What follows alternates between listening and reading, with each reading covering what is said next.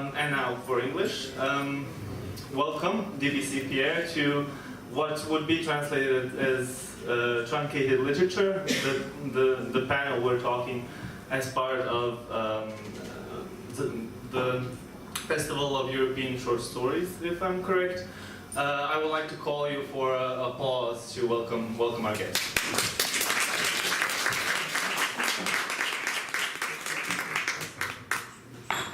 Thank you. Paula. You're welcome. Do you want to do you want me to read the short bio I was given, or sort of give which you sort of wrote? It's not up to me. Did I write it? I presume. Then it's a lie. Well, see, I don't know. It's not up to me. I'm just a passenger.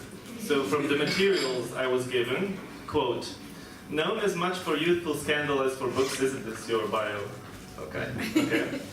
DBC Pierre was a visual artist before writing his first novel in 2001. His debut novel, Vernon God Little, became the first book to win both the Booker and Whitbread Prize in 2003 and went on to be published in 43 territories, leading to another two novels, Ludmila's Broken English in 2006 and Lights Out in Wonderland 2002, in a loose trilogy of comedies. Petit Mal, a picture book for grown-ups, followed in 2003, the modern horror novella Breakfast with the Borgias in 2014, and his personal guide to writing Release the Past in 2016, which is what we will be talking about today. Pierre, the biography finishes with Pierre divides his time between the UK and Ireland. Did I miss out something? No, that's fine. Okay. So I hope we'll have a productive chat. You've announced that you're in economic mode. I took a vow of economy this morning, yes. And this is your second time in Zagreb. I believe the same festival even? Yes. Okay. And how are you liking it? Very well. Have you had time meeting with your readers? Because your novel, Vernon God Little, is translated in Croatian. It was translated the following year, actually. Yes. You met your authors, your readers, or is this translated? Some of them. Some of them. Well, the readers are mostly quiet. We don't hear their opinions, but critics are really fond of your books. Vernon God Little is very talked about, and it's public. Besides winning the awards, it's publicly, critically acclaimed. But I have to be a bit cheeky about it with the introductory question. Has there been any sort of bad criticism or bad reviews of your books from when you started writing? Yes. And what did they say? They were shit. Really? Yes. You have to understand, Thomas Lyle was telling me just now that this is his first interviewing job. So I had to make sure he didn't have an easy time. I'll speak fine with you. I have no vow of economy with you guys, just with him, you see. So it's a shame we're not in different rooms. Yes, the book, just to be normal for a moment, the book seemed to be a love-hate reaction, which I thought was better than a mediocre reaction. But some people think it's the worst thing ever written. And interestingly, and I mean, this does happen in the media, as we know, they're very partisan, but some people, if the Los Angeles Times loved it, the New York Times would hate it. The New York Times famously, in the same edition, loved it and hated it. There are two different reviewers. One, I think quite famous review, which I haven't read the full thing of, but really, really took it to pieces. There's just the most pointless exercise, or the most pointless waste of time in history. But in the same edition, they thought it was quite good. Washington Post despises it, and me. But other places really like it, so I can't account for that. And do you get your the reviews of your books from other languages? So do publishers forward them to? Not really. You don't look for that. It would drive you crazy. Tomislav is a poet, so he's going to be crazy anyway. But believe me, it would really, really drive you crazy if you paid attention. Probably especially to the good reviews. Really, you just can't do it. I think if you have the sensitivity to write and to want to write literature, then that kind of stuff would just make you ill. So I don't look for reviews. You hear from a publisher if there was something great. Publishers generally won't tell you if there's something awful unless it's really colourfully awful, like funny. But otherwise, you shouldn't ever look at what people are saying. You should, when you finish the work yourself, that should be the end of it, until you meet an individual reader, which is really the only relationship you have. Because remember as well, a critic reads the book as a job and they get paid for that, and they have an agenda, because it's not in their interest to write, this was okay. Their own writing as a critic has to be alive and vibrant, so they're following the same rules as us to make their work interesting and compelling, and they're using those tools against you or for you, and so it's not valid reading. Whereas you come to a show and somebody says, I never understood why. If you want to hear a funny story, briefly, now that I've given up my vow of economy, now I have the vow of not shutting up. I had a translator in a country, I won't name which country, who was a lovely guy, back when Vernon was first sold.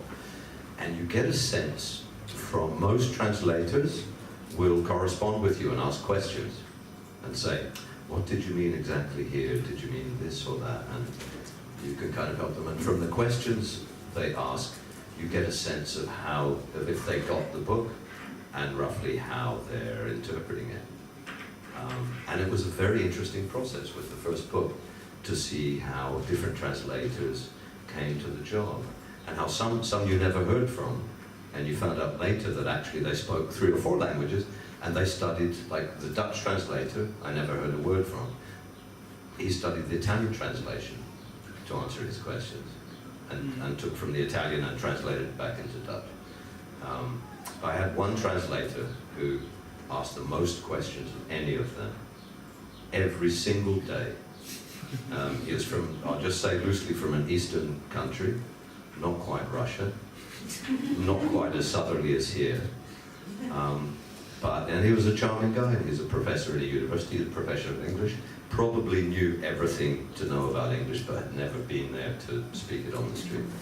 And he was charming, and he would write me every day and go, Pierre, although already you must nearly to kill yourself to see my name in email, and one more time, one small thing, although it drives you too crazy, what does it mean you mean knock or hit the door? Is knock on the door or is to hit the door? Because in my language we can say knock or hit, or we can say batter the door, which is like to really hit it. I'm saying, listen, it's just like, the important thing is that he goes through the door. Someone opens it. So why don't you just put, he rang the doorbell. And next day, okay, yeah, great. Always you have good idea. Okay, right, okay, here we can say doorbell, or we can say door music, which is, so is it like, because it's different words, music, or, I'm just listening, he has to go through the door. And then the story continued, and this happened every day for a year, charmingly. And finally, there's a thread in Vernon Got Little, in which, mysteriously in the background, his father is dead in the background. And so finally, anyway, this guy said, okay, finally we sent the manuscript to publisher, it's gone, I'm very happy. He said, only one small question for myself. He said, why his father never comes home? And I'm like, no, the father is dead. And then there was a gap of about 2 or 3 days, and I got the shortest email I ever received from him, which I kept still, and it just said, oh shit. So there's close reading and close reading. Yeah, exactly, yeah. But the point is that a lot of critics not only are they divided, loving and hating your books, they're sort of divided, loving and hating you. I think The Guardian calls Europe... It's just like me. Yeah. I feel that way about myself. Every day, or? Eh? Every day. Yeah. Isn't that life? Yeah. Well, probably more hating than loving, but... You said that publishers have an agenda. Do you, as an author, have an agenda when you write? When I'm writing, Yeah. just to write, to finish the job takes up too much effort to have many other agendas. So, you know, if you were a towering genius, then you would, I guess, have multiple layers of agenda. My agenda is just to finish the fucking thing, because it takes too long. But the impression is when you sort of read your interviews, and not that much of your books, but when people discuss you, that you have an agenda to criticize society, you know, in which you live, or contemporary society altogether. That's your agenda when you're writing your books. That's what I stand for. Yes. Yeah. It's misunderstood, I think. I mean, in that respect, it's not an agenda. It's just my feelings. And also, it's a critique of society at one remove. In other words, I'm not standing outside it saying that. I find myself ridiculous, and I find society ridiculous. I know why society is ridiculous because I'm ridiculous, and so I guess if ultimately there was something I stood for, it is that we take ourselves way too seriously. Much too seriously. When we do that, people eventually die as a result. So my critique is confined to that. It's like, lighten up. And I adore how absurd we are. And if only we could live with that as we used to, and which means a wide tolerance, which means enjoying our own absurdity and not worrying what the next man is doing, then things would be much different. So I'm amazed at the way humans operate. Probably because I had the blessing of a very innocent childhood, in the sense that my parents and my upbringing were very secure, and they gave me a sense of a very logical and responsible world. And so the beauty of growing up for me was watching that be revealed as an enormous lie, but to a huge degree. And of course, it fell away like blocks off a building, and I spent a while trying to hold up the lie and pretend that things were, responsible, and that there was a safe pair of hands out there. And it's bullshit, and in the end you just have to laugh. And that made me write. I think the dismay of discovering the truth of that particular truth is the only reason that I write. Otherwise I wouldn't have much to say. So for our audience who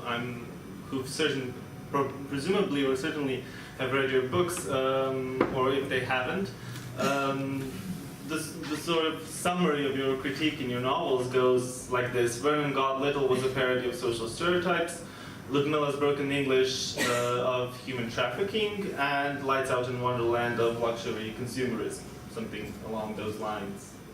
Yeah. When you say that your agenda is doing the job, let's start from the beginning. How do you start? Is it the critique? So you want to criticize stereotypes such as in Vernon God Little of the innocent adolescent or something, or do you start with the story, the characters, the motive? What is your starting point when you start writing a new book? Okay, but never a critique. I usually start the book because I have an idea for a character, and then what might happen to the character. So it does start as a story, but what happens is the real world creeps in. And it's interesting, I went through the argument with myself, because literally, if I decided, and I'm likely to decide this for real, to just write a lovely book about butterflies, where just the butterflies are butterflies. I would love to do that, or a nice book about the train journey, where there are sandwiches on the train. I would love to do this, but I swear to you, within 3 pages of writing, the train would have a socialist on it, or the train would have, you know, a capitalist, or you know, a psychopath or something, and then the train would also have. And what I find is, like, I can't hold that water out of my stories. And I remember, I mean, Vernon really is a growing up story. It's an adventure of just growing up, and when all your feelings are really strong, you know, nothing's mediocre in my memory. When you're an adolescent, you know, you love it, it's awesome, or it's horrible. And I just wanted to have that in a book where, you know, it's not just trouble at school, it's a massacre. And they're not just bad, they're evil, and everything's against you. And I just wanted to have that feeling, and of course it went all the way into a seeming critique, but it did start with Vernon. And I had the argument with myself, is it honest? Should I shut that out? Because if I wrote a crime novel, a police novel, it would also immediately would have capitalism and all these issues in it. Because I spend all day angry with them or questioning them. And it just seemed that I had to let them into the books. And maybe that's why I'm writing after all. So I don't start with a critique, but it quickly goes in there. And it's not even a critique, but an observation in my mind, I think. And do you sort of, how do you criticize, in your personal opinion, how do you do it? So do you just let it in, do you frame it, do you censor it, do you, because most of your novels have been described as well, not comical, but you describe them as a comedy trilogy. They're described as satirical. So how do you write this satire or criticism? How do you frame it in a novel which is seemingly about a teenager? Well, they're all, my love almost isn't so much for the critique. As you mentioned it, I think the true critique is for oversimplification. And so I'm fascinated with the arguments on the street. If we went into a pub right now, like an old man's pub in the old style, and start talking about, heaven forbid, start talking about, you know, transgender issues, or, you know, any modern kind of issue, they would have a really definite opinion, but from a very simplified position relative to what they know. And we would have a different liberal position, but probably also from quite a simple position. And it's the arguments that fascinate me. So the books are comedies because I construct them from arguments on the street. So I'm not sure they reflect my true critique.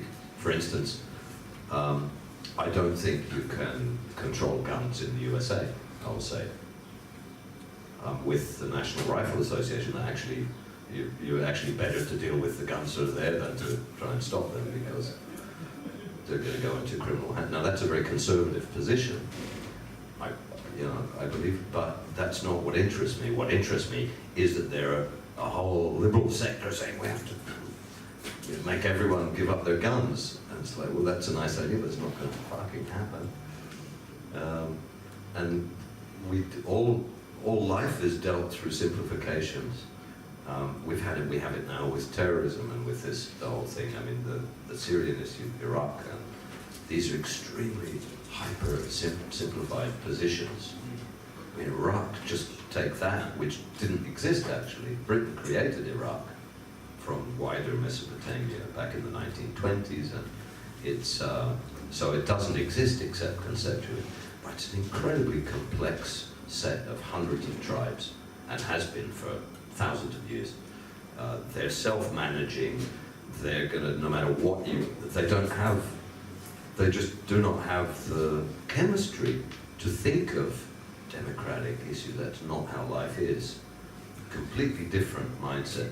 But we've managed to simplify it into saying, well, these these are humans, therefore, and they have the same brains, therefore it's a question of education, and therefore it's a question of viewpoint, and they have the wrong viewpoint, and hence we have to deliver. And so you have this ridiculous the effort by one side to influence the other and bring them to a different point of thinking when it's clearly not going to happen. But so the simplification interests me, and this is why the books are cartoon-like, and probably maybe why all of life is so brutal and ridiculous, is because we don't have time. Life isn't long enough for us to understand a position unless we go deep inside it ourselves. And once we do that, then we can't see the other position either. It's a natural limitation. And so this conflict is always going on. So to just put a character in with that attitude is what I like to do. The opinion isn't necessarily correct for left or right, liberal or conservative, but I want to see the opinions clash, where we just say, okay, I'm a freedom-loving democracy, you're an evil dictatorship, which is how the news presents it. So, oh, evil dictator, 100,000 Iraqis, we could bomb them. They're worth less than one Englishman who gets bombed back home. It's like, that doesn't matter, because the media doesn't go to their children's birthday parties and film the carnage. So these positions, it really, things aren't what we think they are. And I don't know what they really are, but I know they're not what we think they are. So my books start with that position. I hope that's not too confusing. No, I'm confused. Let's simplify. In an interview, you said that literature has the sort of ability to, let's paraphrase, represent this various standpoints or what reality is, unlike other media. And you have a background in visual media. But do you really believe that strongly in literature and its ability? Well, I meant something slightly different, which is that literature, and it's in danger already, but literature, unlike, for instance, film, and obviously fine art falls into the category, but fine art isn't necessarily narrative.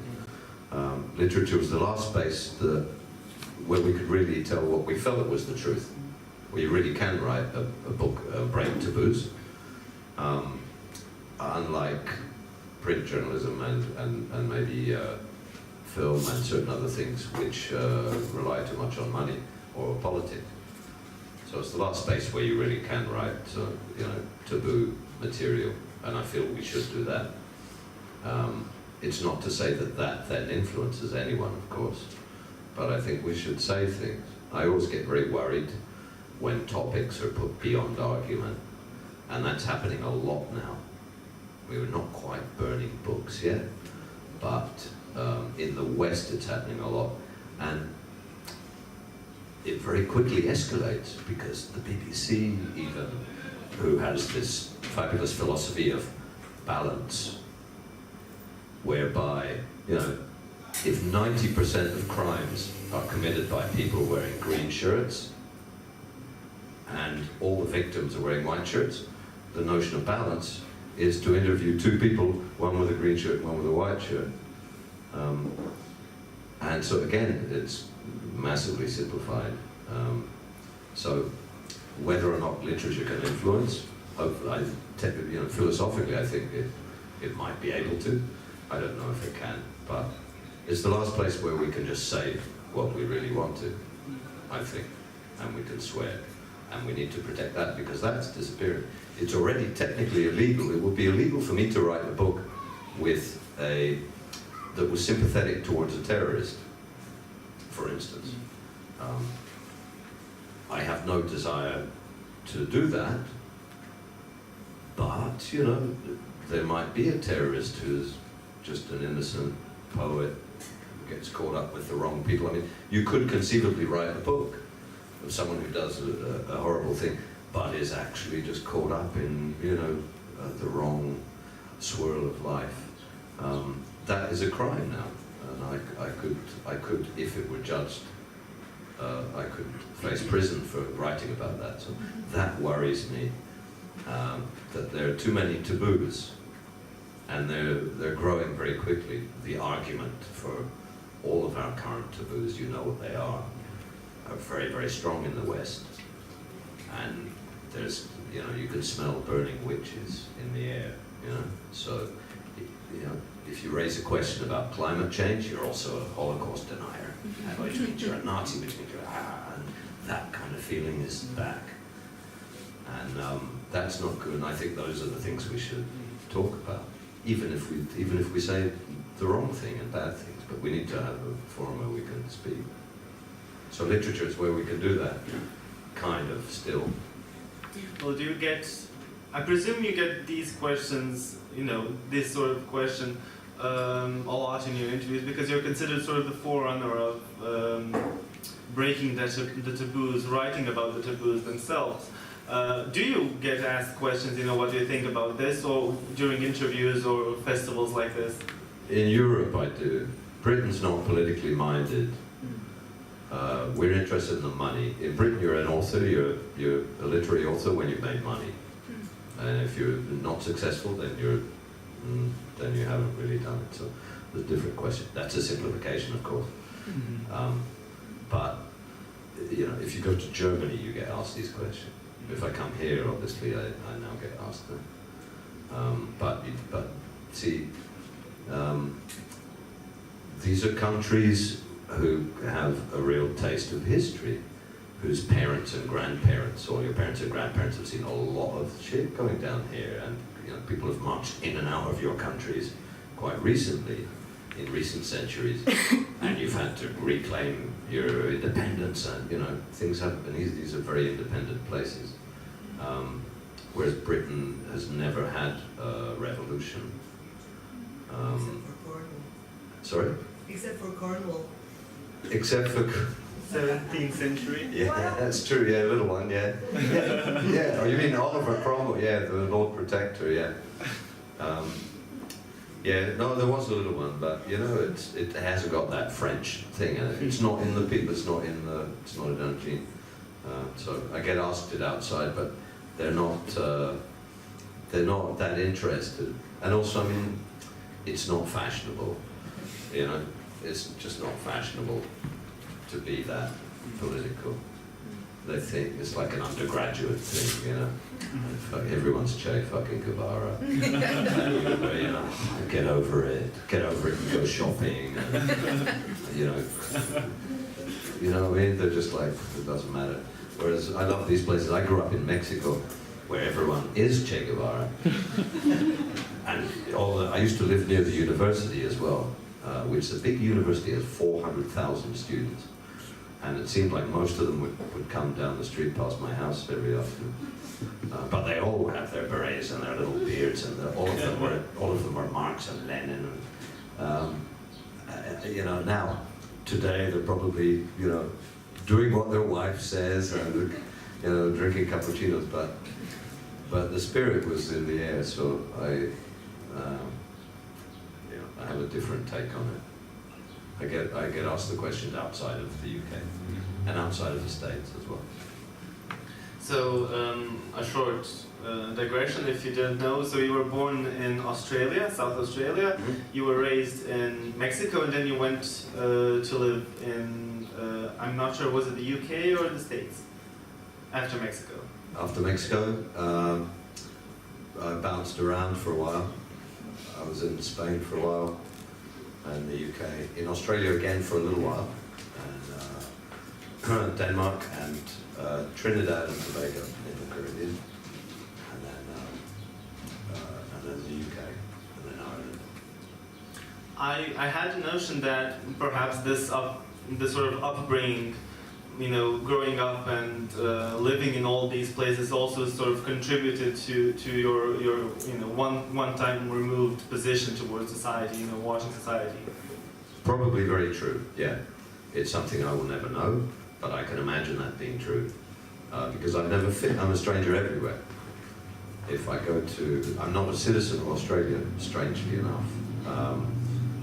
So I would have to emigrate there, the same as you. But when I go to Australia, they think I'm British. In Britain, they think I'm Australian. In Mexico, they think I'm a Spaniard. In Spain, they think I'm a Mexican. And so I've never completely anywhere where I'm like, mate, you know, you're home. And so that the outsider position is perfect for art and writing and stuff. I guess that's true what you said. I also had a notion, because in your interviews, you often, when we were chatting outside, you said how productive living in England right now is, because it's, you know, the culture is It's fucked. Yeah. But I had, you stated in interviews that you write because you're sort of mad or angry at the society and at the state it's in, right? Yeah. Is it something really bodily that, you know, that motivates you when you start writing? It's unfair. Yeah, unfairness pisses me off, and being ripped off. There's a phrase in English, a very south of England phrase, which is taking the piss, or taking the mickey, is the other way they put it. Taking the Michael, which means, you know, you can play a joke on someone, or you can take advantage of someone. That's one thing. But if you really do it to an extreme, that's taking the piss. And so that, when you start taking the piss, that is irritating. And it comes, you know, I guess from the psychologies of my own upbringing. You know, I feel I had a prank played on me in childhood in a certain way. And so my whole being, you know, so it doesn't mean that I hold any truth objectively, but I'm motivated towards getting really pissed off when things seem unfair and when they're absurd, when they're stupid. And so yeah, that kind of that makes me write. Why not?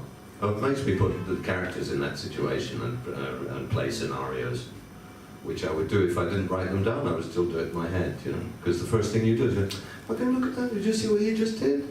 Fucking, what if that had been a priest? If he did that to a priest, that would be really done. And you know. So instead of having that idea, why not write the book where the priest goes to buy a used car and the story goes that way? Has the audience any questions for now? Yeah, definitely. When are we finishing? 10 minutes. Who first? I don't know. Okay, I will start. I have two questions. One question is about criticism that you were talking about earlier. You as a reader, do you take criticism constructively, or is it something that you read when you want to write is it something that you read when you want to get to know another writer? So what is your approach to new books that you haven't read and you want to read? Is it word of mouth? Is it top bestsellers? Is it, you know, top 5 of a certain literary critic? Or how do you find the books that you read? Okay, that's probably, that's a good question, and there's probably two things going on there. Yeah, there is such a thing, I believe, as critique, which is not the criticism that I will get in the, you know, in the newspaper in the UK, but there is a fine art of critique, which is old and is a discipline as great as literature, I believe, where it was even common, in fact, for the critic to interpret things in the book which an author himself may not have known. So the critic, almost as a psychologist and as a midway point between a reader and a high-minded writer, and I do believe in that. And I would read that there's not a lot of it left about contemporary books. So, but the second part of the question is, I don't read very much. I'm a very, very slow reader. I love to read, but I will read 3 pages a day, maybe 4 pages of 2 different books. I have one upstairs and one downstairs. And I read 2 pages downstairs, 2 pages upstairs. Not by discipline, but just because that's all I can do. But it means that my journey through a book could last 6 months or a year even. So I live with a book for a long time in my mind. And all I do is the scene, take it in, a couple of pages, and then it lives there for the whole rest of the day until the next day. And then so I move very slowly through a book, just by nature. And so I don't need to find many books is the answer, because they, you know, there are too many already on my list. I bumped into a guy who was a critic called Nicholas Shakespeare, and I think he is a critic for one of the UK papers. I think he's a chief critic in the Telegraph or something. But anyway, wonderful guy, an author himself, which is rare, and it's great. You know, it's a different kind of critic who is themselves a novelist or an author, because they're a bit more humble and they understand. You know, they've seen the other side of the fence. But he was a wonderful, wonderful character, and we got talking about actually how little I read, although I love books. And he made a list. He said,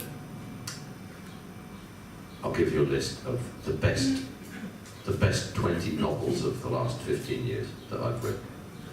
And he did. And so I'm now on number 4 of that list. So I'm good for the next 10 years.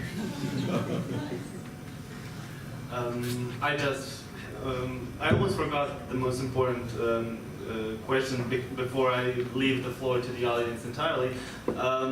It's about your recent book. So Release the Bats was published in 2016, and it's a guide to writing. And it's not your textbook guide to writing. It's not written in the style of instructions on how to do, you know, how to write a sentence or something like that. What especially, I mean, the highlight of the book to me was the chapter. The book is, I'm sorry we're not promoting it actually. The book is very differently conceptualized. It has a series of small introductions. Then it has sort of almost philosophical, you know, you have this specific viewpoint which deals in everything from writing stories, from the author's job, from doing the job, or working from, I think your sentences were punching through the doors and stuff like that. And then you have, you know, concrete definitions and guidelines. You know, if you're writing this, then this is this.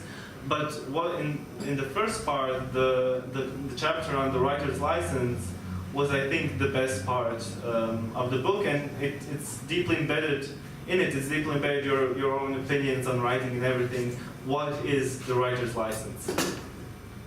Well, it's the license to do it. That was a chapter about.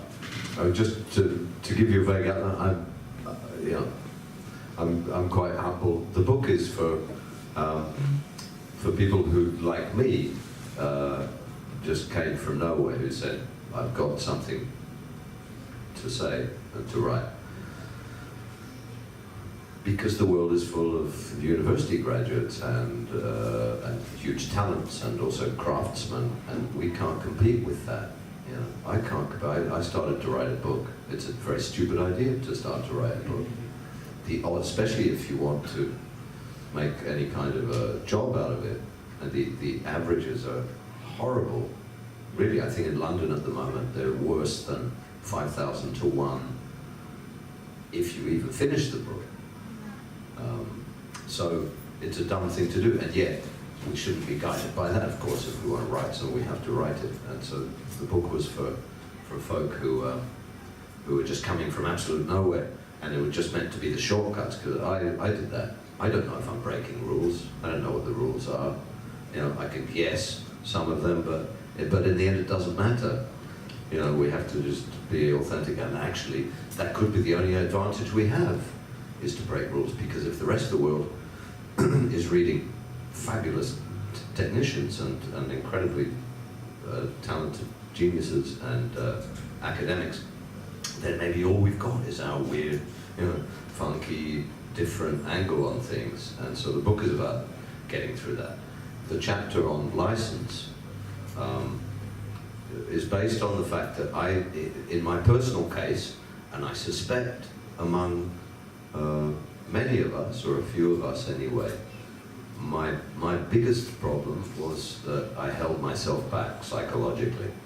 I didn't feel, in a way, entitled to write the thing. Not only because the world seemed to be full of excellent writers already, whom I couldn't compete with, but because it was within my personal psychology to hold myself back. I'm the one who's kind of programmed to, fail or to come second in that strange way. And as soon as you start discovering that, and you get into this, you find yourself, you might be someone who goes, oh Jesus, it's the third relationship I've had, and it's another asshole, It's the fourth time that I've gone out with, and now it turns out to be the same kind of dickhead. And this psychological shit that just is on your back your whole life, and that happens when you start writing. You go, God, you defeat yourself, and I'm very much that way.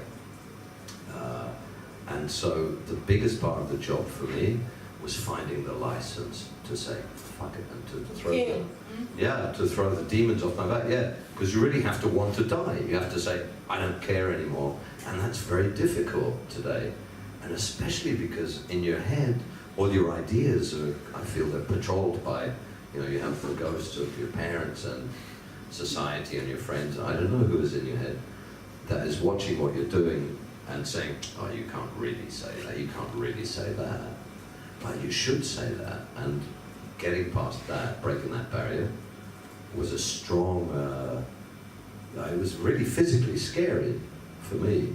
I had it very strongly, very, very scary. And when I sensed, I had a kind of sense towards the end of this book that actually it wasn't bad.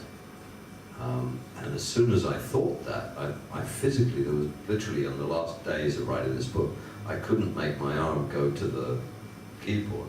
It sounds like a film now. I was crazy. I had to drink beers and everything just and not look at the screen. It was a horrible, very messy psychological period. But anyway, license, the point is I had to generate the license to not give a shit. I gave too much of a shit, and I was too tight-assed about everything. And the way to break through is to throw that away.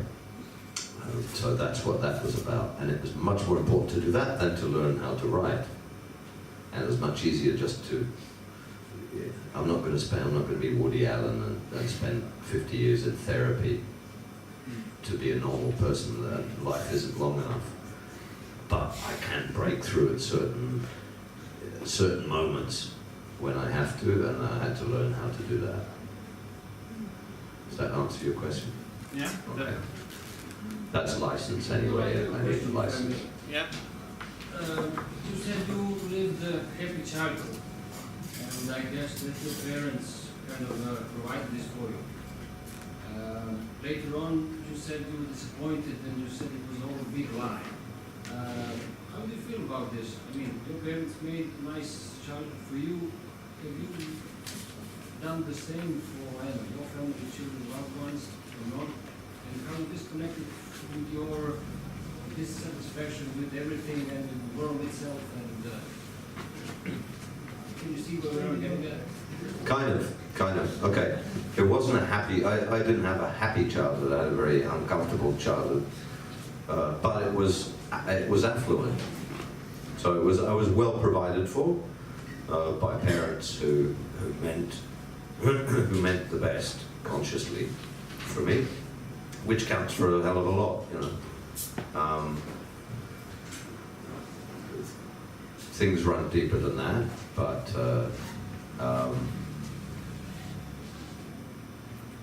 Thank you. Oh, you're a star.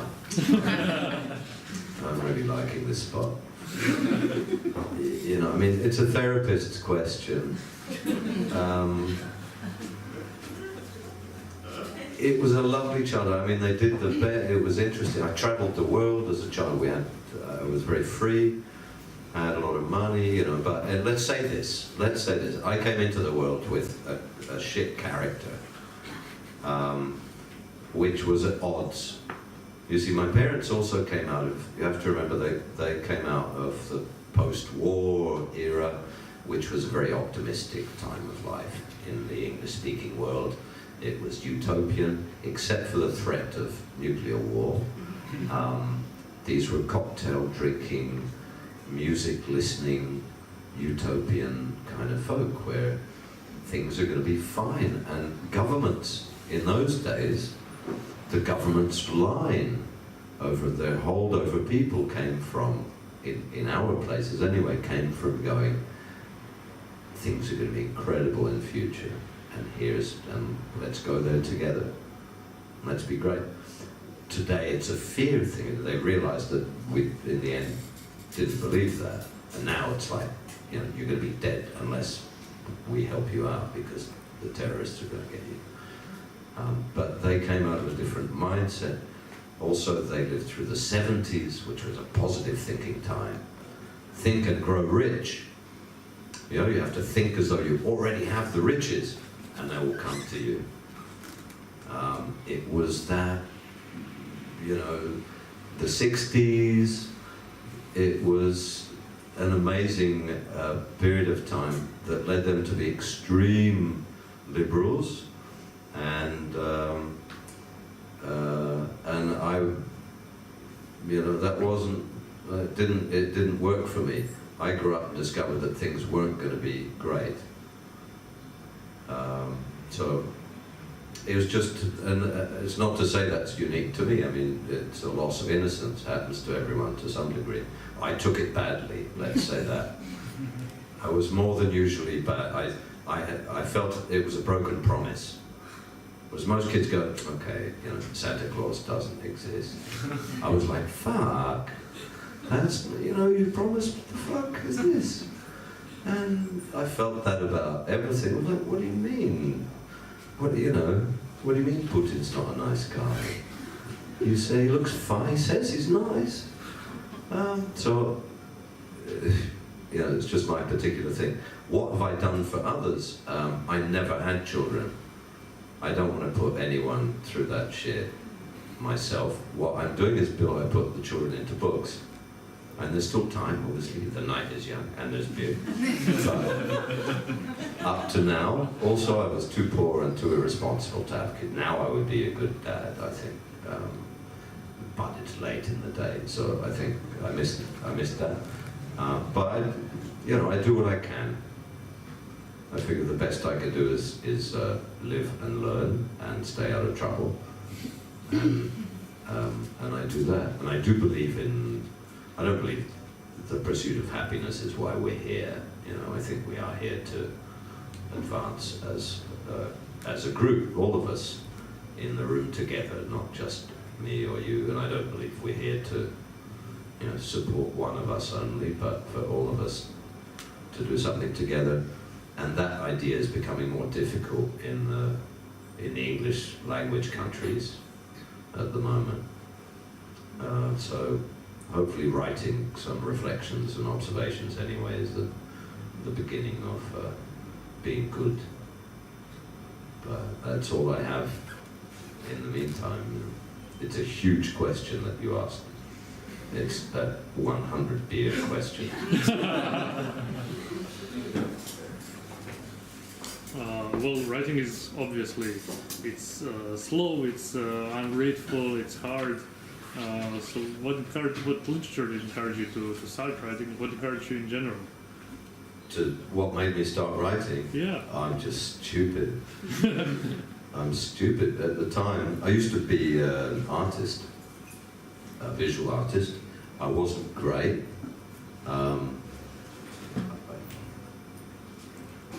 And what can I say? I was I was unemployed. The practical truth was I was unemployed at the time. I couldn't afford art materials. I just one day had to say something. It was when I saw a little TV story happen fleetingly on the television about a kid in the States. One of the very first massacre kind of things. It wasn't that big a one. It was about 4 or 5 kids and the kids' own parents as well. And I didn't hear the story actually. I just saw the pictures on TV, but it was just something struck me that day. I looked, must have only been a 12-year-old, 13-year-old, and I didn't even know what happened, but there must have been 10 or 15 or 20 police cars. It was a proper American scene. Hundreds of police for this one little idiot, and he had his hoodie over his head, and they're putting him in the police car. And I just saw that picture, and it just opened up too many arguments for me. The first one was, obviously he'd taken a gun to school or some shit. And it's like, how responsible is he at 12 or 13?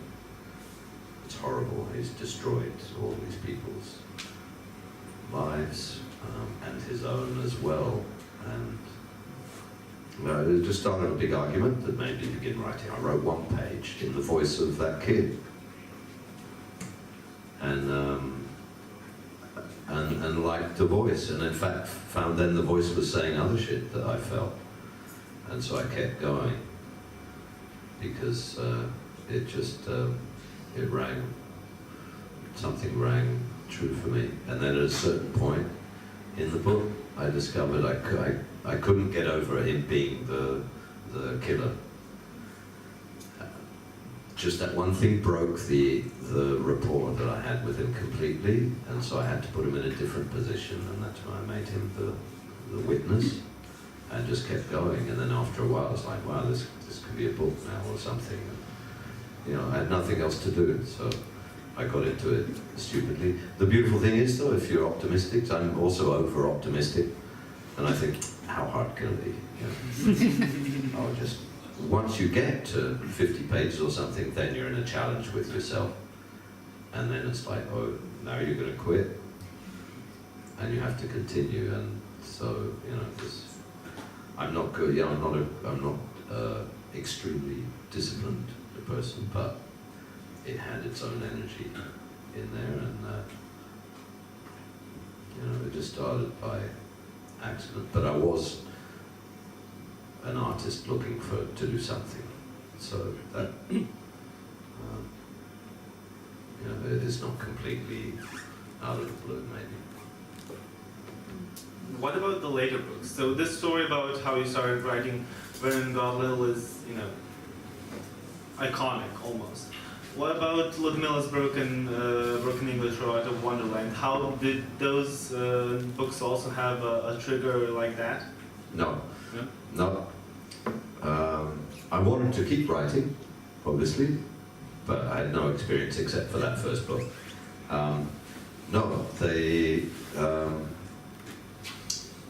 The fabulous agent that I found with the first book got me a deal for a second book, and they said, do it.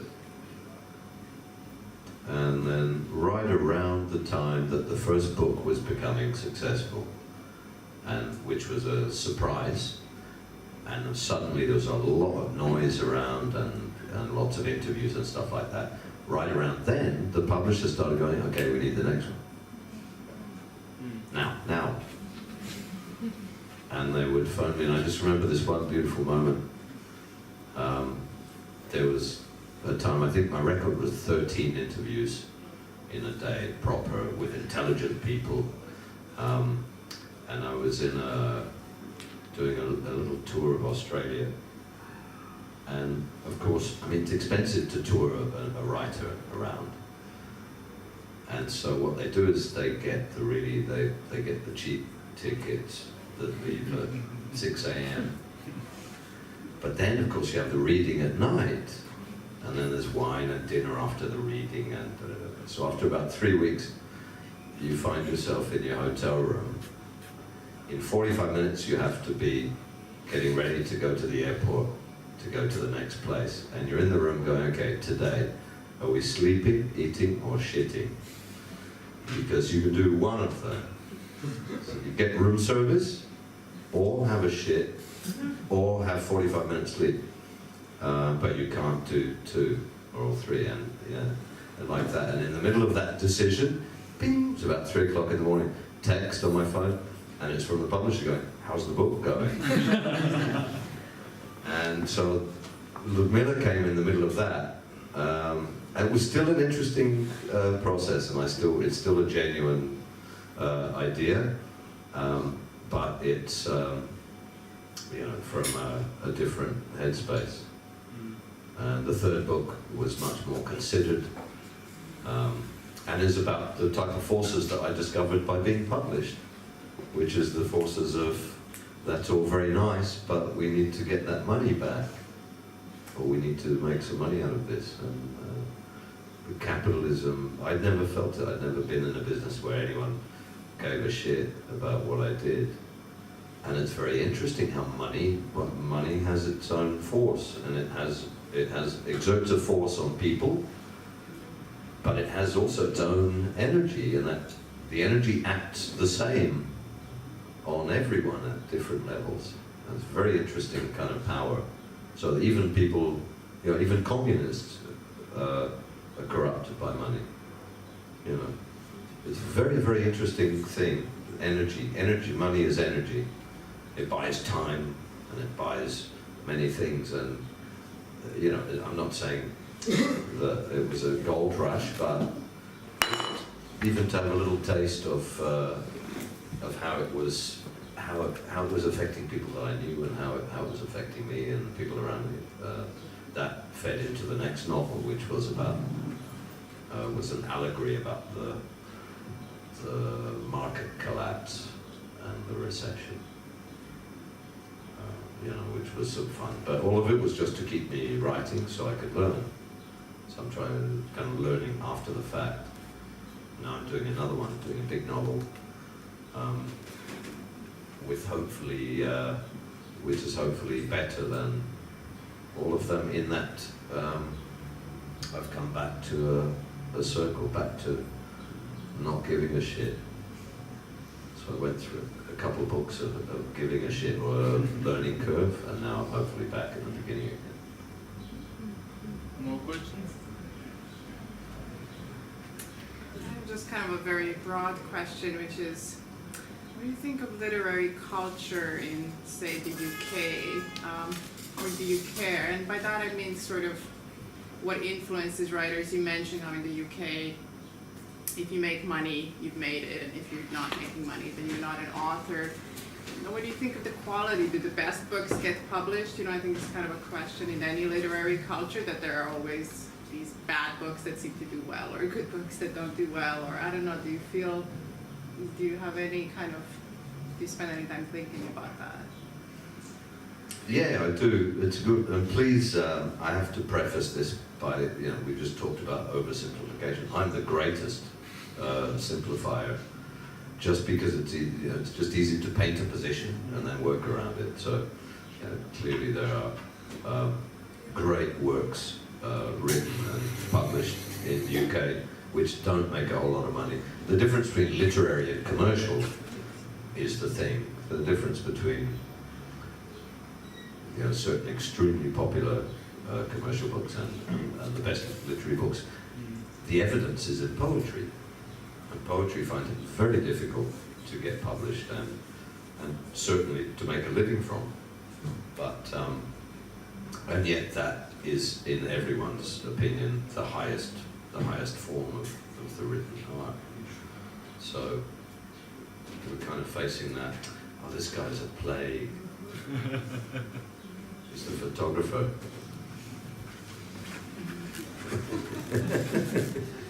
Strike a pose. Yeah, no, it's just everywhere. You're already on Facebook, so don't worry. I put you on Facebook. Oh, just now? Yeah. Okay. See, it's so instant. Anyway, yeah, so take away my simplification. Things tend that way.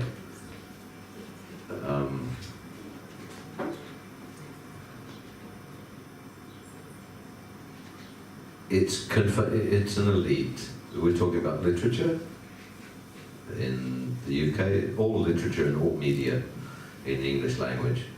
And this isn't too much for simplification. Are at the level, at cultural level we're talking about, it's a middle class endeavor. So it's exclusively middle class publishers talking to middle class readers and middle class authors writing for other middle class authors or for middle class readers. Or so it's the arms don't reach out very far from that milieu, which is why the culture is the way it is, I guess. You know, the BBC's opinion is, you know, the £60,000 a year opinion at very least, and often the £140,000 a year opinion with 2 holidays a year in Sardinia and an Audi, and Parmesan shavings and truffle oil. These are the things that drive what we think about democracy and about all of these fucking things. And so that little bubble with their children called Archie and Priscilla and etc. are driving that entire bubble, and we account for, to include myself, although I don't make anywhere near that much money, but we account for, you know, if you say it's, in Britain, for instance, a recent statistic, I think, if you make £30,000 a year as a couple between you, you're in the top 10% of earners. So the gap is quite wide. But if you're in that top 10%, that's where the entire media live. That's where every author lives except for poets and except for certain literary authors and stuff. But it's where the entire BBC live. It's where all the opinions that the whole rest of the country march to comes from. And so the machine is driven by, you know, the animal is so much bigger than the place where literature comes from. And a lot of that literature is referential, is for people like us to understand, you know. I can't write a book that goes outside that bubble too far. It needs a way in, because the sensibilities are there, and so, you know, even breaking taboos is quite bourgeois, really. You know, there's not much short of taking a gun and loading it and firing it at someone that really matters in terms of making an impact. That's the sad thing, which is why so many people take the gun and load it and fire at someone, I'm sure. And it's easier than writing a book. But I would still obviously write the book. Are you engaged in any way in your society, apart from writing books? Are you politically engaged in any way with the countries where you lived, or with the communities that you participated in? Politically engaged? Yeah, not necessarily party politics, but like really politically engaged No. in the society. Yeah, not at all. No, completely. I swim around the outside of it. Although I'm part of all of them, and I support them, and, you know, I have friends, I'm connected and stuff, but no, I'm not in any conscious way an activist in any particular direction. Just an observer.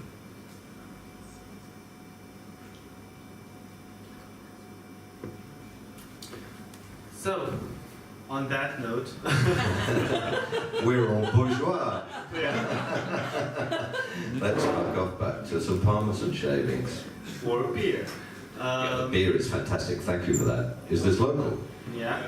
Excellent. Well, thank you very much. It's owned by Well, Germans, sort of. I think, isn't it? Dutch. Sorry? Dutch, Oh, owned Dutch. by Dutch, yes. Okay.